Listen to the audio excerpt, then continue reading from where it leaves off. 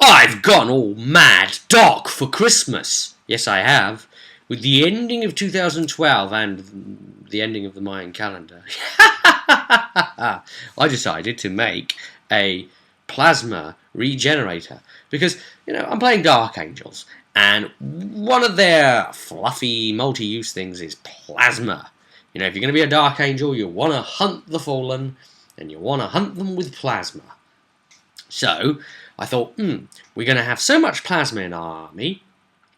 Where does it reload from? We're not going to have like a Tech Marine or, engineer, engine seer, as I suppose they're called in the 41st millennium, carrying around, heaps of plasma containers. Here you go, lads, I hope I don't get shot or there's going to be right mess. No, I thought, do you know what? There's going to have to be some sort of deployment station for it. So I started thinking and the cogs started ticking and I started doing the inventage thing.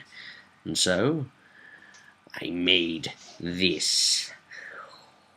A scratch-built sort of thing.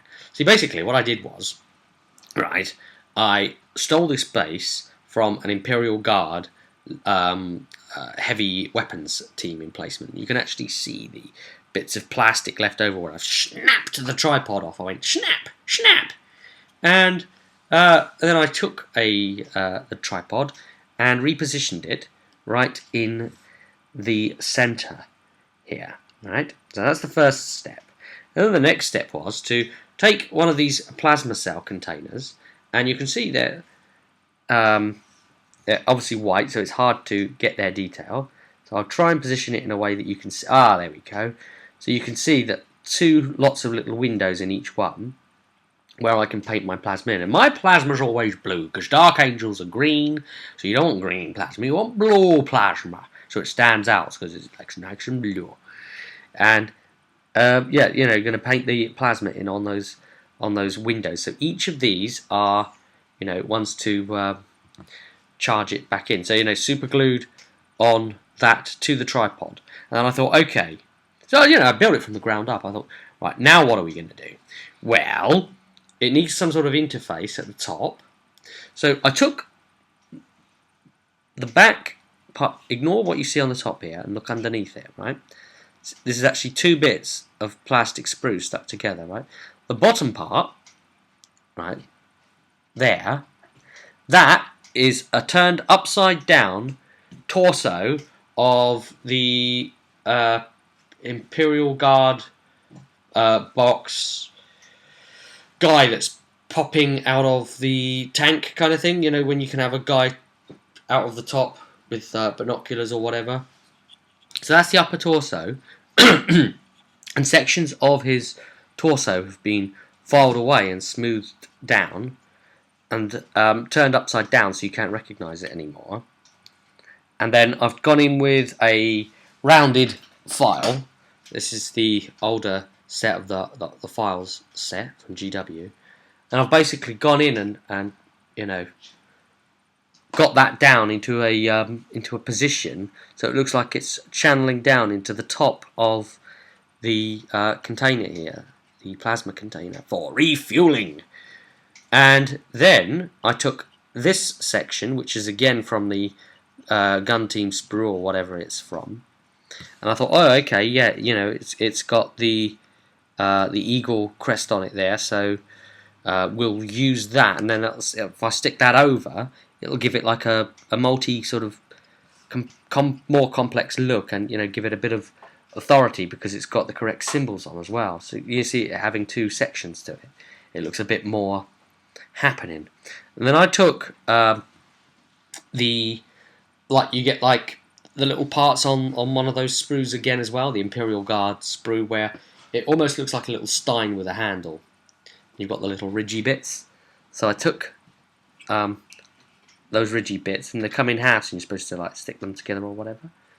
So I took them and glued them to the base, and you'll see there that they're sort of like as stabilizers to the platform. Then I cut the little handle bit off. Oh, there's two little handle bits. So I took one of the handles, cut it off, and I popped it right in there. So it just breaks that up and makes it not look like its original form a bit more. And then makes it look like it's something you can grab a handle and go like that. So now we've got an idea of how this thing functions. And, of course, a couple of bits of sprue.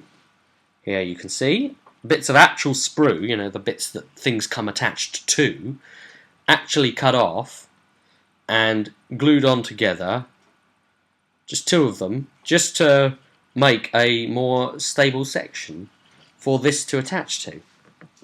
Right, so then I thought, okay, I'm going to... how does this work? Right, so I want it taller than the actual Space Marines themselves. So here we see an unpainted Space Marine with plasma, right? So if I pop him on the base like that, we can see that he is smaller. So what he'd have to do is he'd come up to it, interface with it, reach up, stick his gun up into the thing.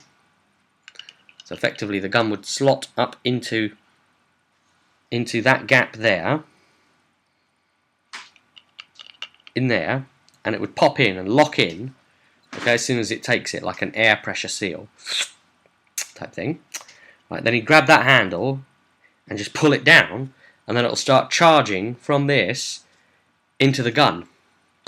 And then when it's empty, you just grab one off to the side and you know, reinstigate it in the position. When it's empty, I guess it will also unload, pop out, slam a new one in, push the switch back up to re-lock it and re-pressurize it for the gun holding capabilities, and then you're ready to go again. So I thought, okay, do you know what?